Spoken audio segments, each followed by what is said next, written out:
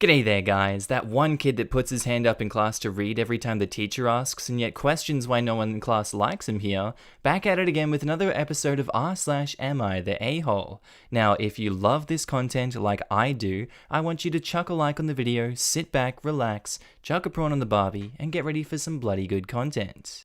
Posted by user Malabevin, titled, Am I the a-hole for not wanting to talk about my children that I lost in the 2004 Boxing Day tsunami? In 2004, my family and I decided that over the Christmas period, we'd go vacation to Thailand. My husband had spent some time there as a child and really wanted to go back. I had two small children, a 4-year-old girl and a 2-year-old boy.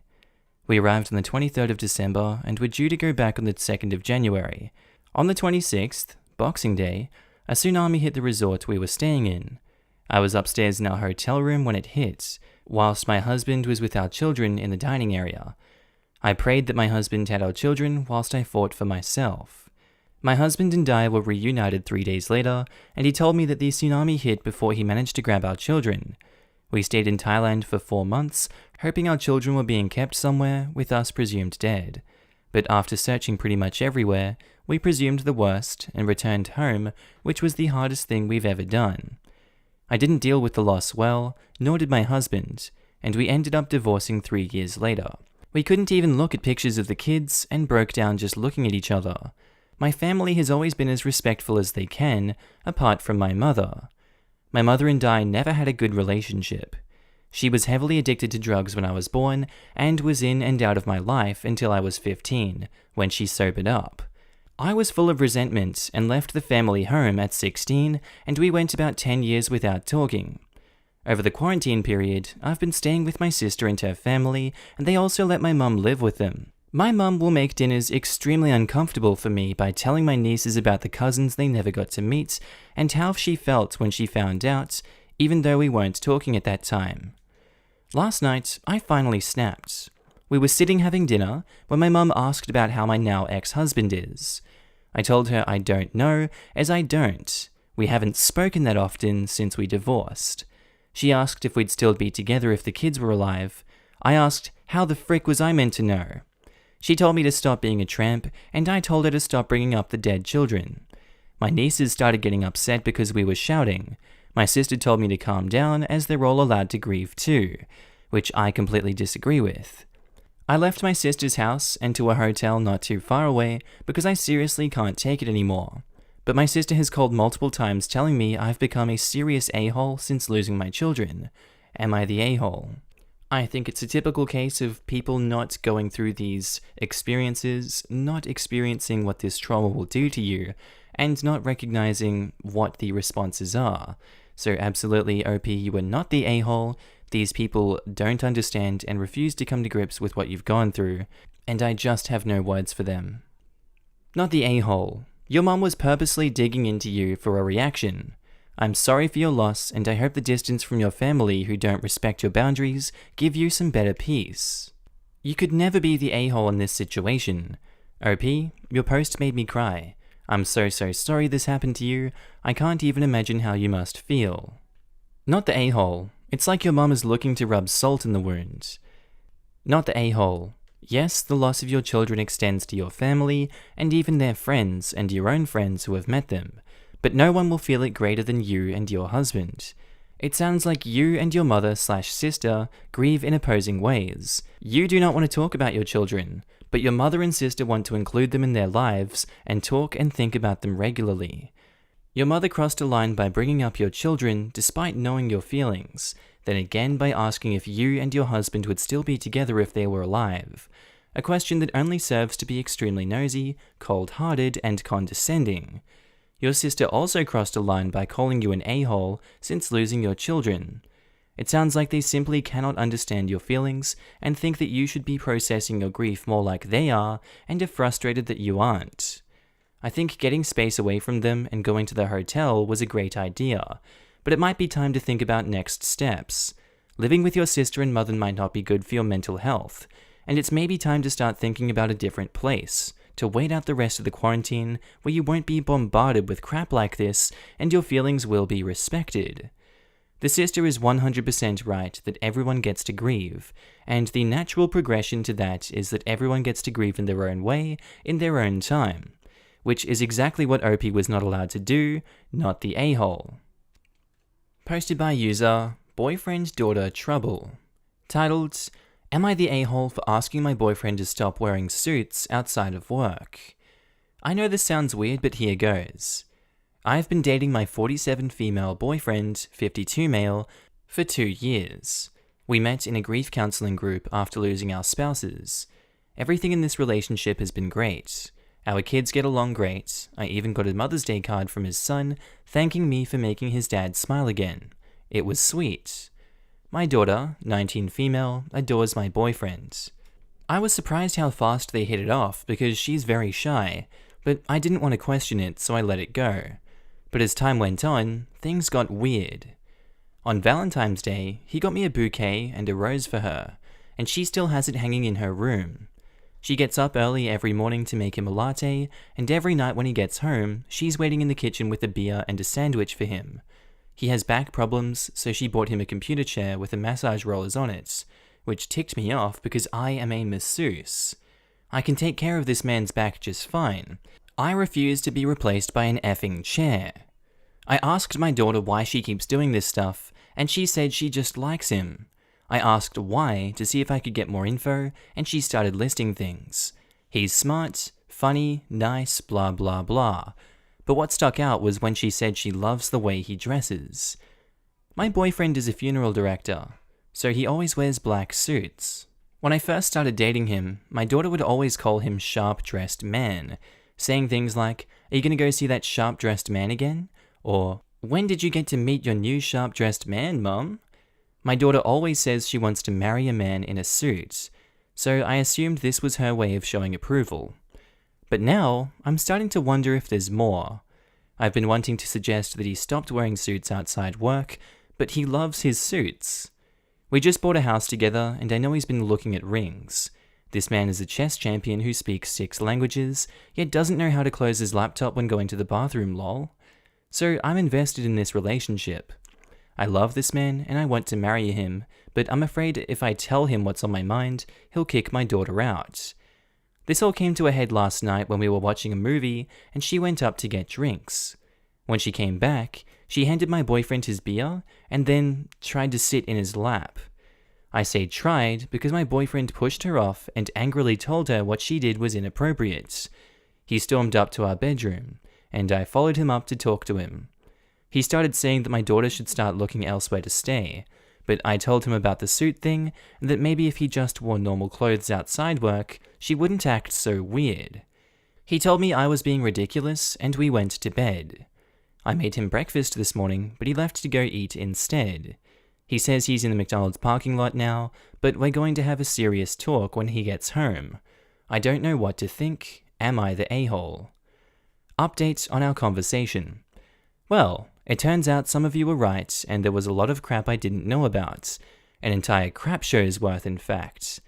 My boyfriend showed me several disturbing text messages, no actual propositioning or anything, just weird stuff like, "I miss you," and "Are you awake?" at 2 a.m, etc. And apparently, my daughter had confided in him about a close relationship she had with her basketball coach right after her dad died. My boyfriend said he kept it a secret because she begged him not to tell me, and he didn't want to break her trust. I, of course, was incredibly hurt to hear this, but at the same time I understand why he didn't tell me. Apparently, he is the only person she has ever talked to about this. It turns out that my daughter has basically been treating my boyfriend like a private therapist for the past several months, and he didn't tell me because he wanted to help her. He chalked up all the favors to her just showing gratitude for lending an ear, and didn't realize how she might have felt differently before last night. He apologized for insisting on kicking her out, and I apologized for the stupid comment about his suits. It was a comment I made out of being in denial, and now I realize that she needs therapy. When I first started grief counseling, I did ask my kids if they wanted counseling. They both said no, and I didn't want to force it on them. When I sat my daughter down to talk about the boundary issue, she burst into tears and started apologizing. I had an extremely uncomfortable but necessary conversation with her, and I told her that I'm going to start looking for a therapist. I didn't tell her that I know about the basketball coach because I don't want her to feel betrayed, and I'm hoping a professional will be able to get it out of her in a more sensitive and controlled manner. But so help me God if that motherfricker ever shows his face in my hometown again and she asks me why I'm in jail. I guess I'll have to tell her that I know about it then. But for now, her healing from the past is my main priority, because it really does seem like her dad screwed her up far worse than I thought. My boyfriend and I have made up, and no one is getting kicked out, but things are still pretty awkward. She's basically quarantined herself in the basement. For now, we all just need some space, and my boyfriend has already helped me find some good therapists in our area. Posted by user Roman Melville, titled, "Am I the a-hole for mansplaining my date's disability?" At the beginning of lockdown, I was bored and on Tinder, not unusual, and met this woman called Lara. We began talking and agreed that we should meet up once restrictions had lifted. She, very early into talking, warned me that she was severely deaf, but I have met deaf people before this, so this didn't bother me. She came over to my apartment, and we, at the beginning, really got on well. She didn't look exactly like her pictures, but I thought it wouldn't hurt getting to know her a little bit. A few minutes after we got situated and comfortable with each other, I asked her some questions about herself, which she didn't answer as she said they were too personal. She then made a comment about her deafness, so I took that as an opportunity to tell her that I knew and ask her if she'd ever consider a cochlear implant and such. She rudely interrupted me and told me I was getting some of my facts wrong, and when I asked her how she became deaf, she said it was meningitis, which I was unaware of could cause deafness. So in the moment, I laughed and said that wasn't true. She left half an hour after getting to my place and said I wasn't listening to her, nor was I getting my facts right. I got quite irritated by this, as I thought it was quite rude, so I told her I'd walk her back to hers, to which she refused, saying it was fine. I checked my phone later that evening, and she'd sent me a long text before blocking me on everything, basically saying I'm a massive ass. When I've told my friends about the date, they've all said that too. Am I the a-hole? OP, I think it's pretty obvious you're the a-hole here. Just because someone's deaf, you don't get to explain what caused them to be deaf. I'm pretty sure they know why. It's a big slap in the face to be told that. Think you realize that you're an a-hole and you're just looking for closure. You're the a-hole. You asked a deaf person how she became deaf and then laughed at her and called her a liar because of your own lack of knowledge about the situation. The correct response would have been, "Oh, I didn't know meningitis could cause deafness," not, "Haha, no, you're wrong about the cause of your own disability." I'm also amazed someone who claims to have any knowledge on deafness doesn't know meningitis can cause it. Like, that's fairly well known, at least where I'm from it is. Honestly, if I didn't watch Switched at birth, I wouldn't know meningitis caused deafness, but I also wouldn't have reacted as horribly as he did. The correct response to this is exactly as the commenter stated above, not accuse her of lying. She rudely interrupted me. Imagine having the audacity to interrupt someone as they try to explain your disability to you. That's sarcasm. You're a troll or this really happened. Either way, you're the a-hole. Yep, apparently the polite thing for her to do would have been to sit there, wide-eyed, listening, and then when he's finished talking say, "Wow, I believed the doctors when they said it was meningitis, but it turns out I was wrong, and I never seriously considered a cochlear implant until you explained their benefits just now. I'm gonna go get one. You're so much smarter than me, and that makes me attracted to you. Let's screw." Posted by user Throwaway86, titled, "Am I the a-hole for refusing to stop having a relationship with my bio daughter because my girlfriend is uncomfortable?" I've known my best friend Brenda since we were kids. I was the first person she came out to as lesbian when we were in our senior year of high school and fully supported her. She met her current wife in college, and they got married 6 years later. When I was 27, they both talked to me about wanting to start a family. They asked if I would consider being their sperm donor because they wanted someone they trusted rather than a stranger, and who would be there when their child started to have questions about their donor. I was honored that they thought of me and agreed to do it. It felt good to help people I care about start their own family. We went through the whole process, and a year later, Brenda gave birth to their daughter, Lucy, after Lucy Lawless, of course. Since she was born, I've always wanted to be present in her life, and we have a great uncle and niece type relationship. The three of us have been happy with how things are, and they're glad I'm close with Lucy. She's already been told of how she came into the world, without the full details, and whilst she knows I helped build their family, I'm Uncle Stephen to her. 3 years after she was born, I began dating my girlfriend. I didn't tell her about Lucy till 4 months in, and it took her time to process this, but she eventually came around. We've been together 3 years now and planning on getting married. Last week was Lucy's 6th birthday, and we were both at their house. After cake was cut, we all started taking pics. I told my girlfriend to come so we both could get one with Lucy, but she said no. Didn't think nothing of it until I noticed she was distant and hardly interacting with anyone. We talked after we got home, and she said she didn't feel comfortable with me seeing Lucy anymore because it still felt weird that I donated sperm, and now I'm playing a role in her life when donors don't do that. This was a shock to me because she never brought it up before. When I said I wasn't going to stop, she got frustrated and it became a huge fight. She didn't understand why I had to be in Lucy's life, and it felt unfair that she has to share me with someone who's not my legal responsibility. At one point, she asked if Brenda and I slept together and came up with this donor idea to cover the fact that I knocked her up, and that's why I'm involved.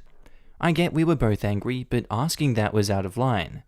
I told her I'll never cut off my relationship with them and left our apartment. She's still been trying to convince me for days, and to also consider her feelings in all of this. To her, it's unreasonable to choose a kid that'll never truly be mine over her, someone I can have a future and start a family with. I feel bad that she feels this way, but it seems like she's not being fair either. It's been rough, and I don't know who's right or wrong. She's making me feel like the bad guy here, and I need a neutral party's help. Am I the a-hole? I think no, your girlfriend is being somewhat bigoted towards these people. I feel like she's not outwardly being that way, but Jesus, what excuses do you have to cut this one out of your life? You made that choice to have that kid in your life. You chose that before you started the relationship with her. She committed to the relationship. She had to accept the fact that the kid was part of your life. She can't become jealous now and destroy that. I don't think it's worth keeping that woman in your life if she's going to be that way. OP, not the a-hole. Wow, your girlfriend is angry you have a relationship with your biological child? 4 red flags. You are not the a-hole, and you do not want to have any kind of permanent relationship with someone who would sever your ties to your biological child. Run, and run now. Came here to say run. Not the a-hole, but I also don't see how you two are compatible from this standpoint. This seems like an impasse, and something your girlfriend thought she was okay with and changed her mind, or didn't know of the full scope of what she was getting into when she said it was fine with her. But you do what is right for you. Anyone trying to change that, especially when, if I remember right, you've been in her life before your girlfriend was in yours, well, that's asking a lot. It's asking a lot of you to expect you to ghost this little girl, and it's selfish too. If your girlfriend wanted to be in your life, she would be happy to share you with a 6-year-old girl who has a life of her own, not asking you to ghost her. I agree. Maybe the girlfriend was okay with the idea, but when actually faced with the reality, she realized she couldn't handle it, and that's okay. If she recognizes why it's a deal breaker for you, it sounds like it is, the comment about not wanting to be around kids that aren't yours is weird. Did none of her friends have children? The girlfriend seems either young or just emotionally immature based on this. OP, you're not the a-hole. Please keep nurturing Lucy. It sounds like you and her mothers are giving her a rich life full of love. Don't let someone dictate your relationships, and good luck, OP. I guess I just don't really understand what there is to handle about this situation. It's somewhat unconventional in principle, yes, but I really don't see how it's any different in practice than him having a niece. It's not like he's paying child support or has custody. He's present in her life the way an uncle would be. While I personally agree with you, not everyone sees it that way. I'm just saying that accepting an idea is different than accepting a practice. I'm also not damning the girlfriend for feeling that way, but she does need to recognize that this situation isn't for her. That's okay, but she shouldn't try to change OP or his family dynamic. Posted by user Snoo32512, titled Am I the a-hole for taking $15,000 out of my daughter's college fund to buy myself a new car? I have an 8-year-old daughter, and to make college more easily accessible for her, my ex-wife and I each put money into a shared fund for her. My ex-wife and I do not get along, but we make an effort for the sake of our daughter. At the end of last year, my car basically blew up, completely blew a gasket, broke down every time I drove it, and ended up being written off. My current wife and I decided to save for a new car and to wait for one I was sure that I wanted, as I loved my old car. On my way home from work, I drive past a really high-end car dealership. Basically sells vintage top-class cars. They're absolutely beautiful, but I've never went in because they're extremely expensive. A few days ago, I drove past it and thought, why not? I'll have a look and just not buy anything. I walked in and saw a truly beautiful Mustang, rang my wife and told her I'd found the car I wanted. We hadn't saved enough, so I used the money from our savings and without thinking, dipped into the college fund my ex-wife and I have for our daughter. It was just under $15,000.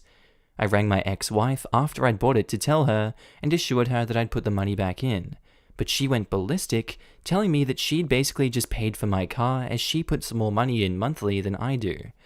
I said that was ridiculous and that it doesn't matter because it's my money too. She's now going on about suing me and all sorts, which is just ridiculous. Am I the a-hole? Feel like it's a troll post, but I'll bite. Yes, you're the a-hole for doing that. You know you're the a-hole. You just wanted a shiny new Mustang. Look at you. You're so special. You're the a-hole. You stole from both your wife and your daughter to irresponsibly buy a car that you can't afford. I hope this is a troll. No one can be this dense. I'm seriously glad I live in a country where this would not be possible.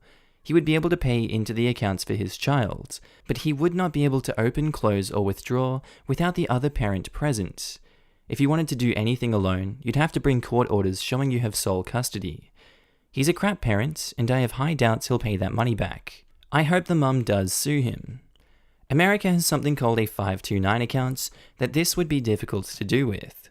They're just not using it. So the account is probably just a normal joint account in the parents' names that they're calling a college fund. I think you're right, this is probably the case. In either case, Opie is the a-hole and I'm glad he's being sued over his BS. Posted by user Elena Brofton, titled, Am I the a-hole for telling my daughter-in-law she needs to let my son be in the delivery room instead of her mother? My daughter-in-law, Katie, is currently 37 weeks pregnant with my first grandchild, a baby girl. I really love Katie. Her and my son have been together about 6 years now, and I have a good relationship with her. But we've recently come to a head on this discussion. Due to COVID, the hospital Katie plans on delivering her baby in has a one birthing partner limit, and instead of choosing my son, she chose her mother. My son claims that they had a discussion about it and he was okay with it, but I think it's completely inconsiderate of Katie to deprive my son of this incredible experience. Sure, her mother is her support system, but so is my son. Katie is also an extremely insecure girl and has said she doesn't want my son seeing her in that much pain and discomfort, which, having 3 babies myself, I do understand. But I do not think it's good enough reason to not let my son see his baby being born. It's his baby just as much as hers. They come round to my house for dinner once a week, usually on a Wednesday, so last night. My son got up to go to the bathroom, so I decided to have a quick word with Katie. I wasn't pushy, I just suggested that she should have my son in the delivery room instead of her mother, as it was his right to be there. She said they'd agreed between themselves that it was okay, but I know my son and I just can't imagine him being okay with that. I asked her why she didn't want my son in the room, and she explained why, her insecurities, etc., and I told her she was being idiotic. For someone soon to be a mother, she sure is childish. She shouted for my son, and my son was furious at me, telling me that he was okay with whatever Katie wanted and that he'd only be sitting outside. He'd get to see his daughter straight away. I said that wasn't good enough, and he said that if I kept this up, I wouldn't be seeing my granddaughter at all, which is just ludicrous. Am I the a-hole? Yes, you're the a-hole for this one. I think it's obvious with their reaction that's coming here. You're very much the a-hole.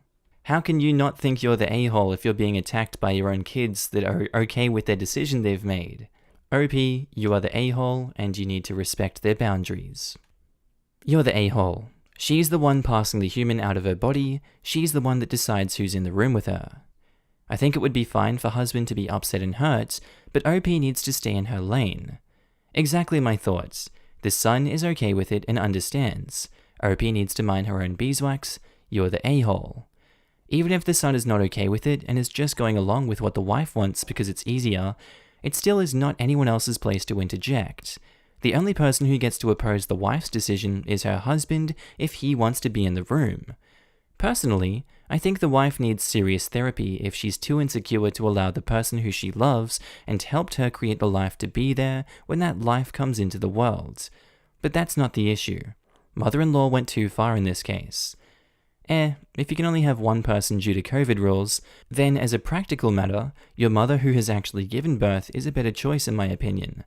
If my wife was giving birth and they could only have one person, I'd want whoever was going to make it easier for her. If that was me, great. If it was her mum, great. You're the a-hole. Oh my god, you are so the a-hole. This is not your business. It is Katie's decision and your son is okay with it, so butt out, Granny. And stop insulting your daughter-in-law. Some women, myself included, do not wish to be watched during labor. There is nothing wrong with that. Let's not forget to point out I hope OP likes not being a part of her grandchildren's lives. She straight just ticked off her son and daughter-in-law. Stop butting your nose where it doesn't belong, OP. You are a supporting player in this situation, so be supportive. You won't like what happens if you can't figure out how to do that. Huge, you're the a-hole. Alright guys, that's all for today's video. I hope you enjoyed this one today. Tell me what you thought of it down in the comments below. If you're not subscribed to the channel, I would love you to subscribe because I love your face and I love seeing you here every single day that you are here in this video. I don't know what else to say today, guys. I hope you enjoyed the content. I do have a second channel that's called Markee 2. Link should be up on the screen somewhere here if you don't have adblock installed. If you don't know where to find the channel, you can go to my main page. Just click on the Markee face and it should be on the right, somewhere there, or on channels if you're on phone. Hope you guys have a good one. I'll see you in the next one. Bye.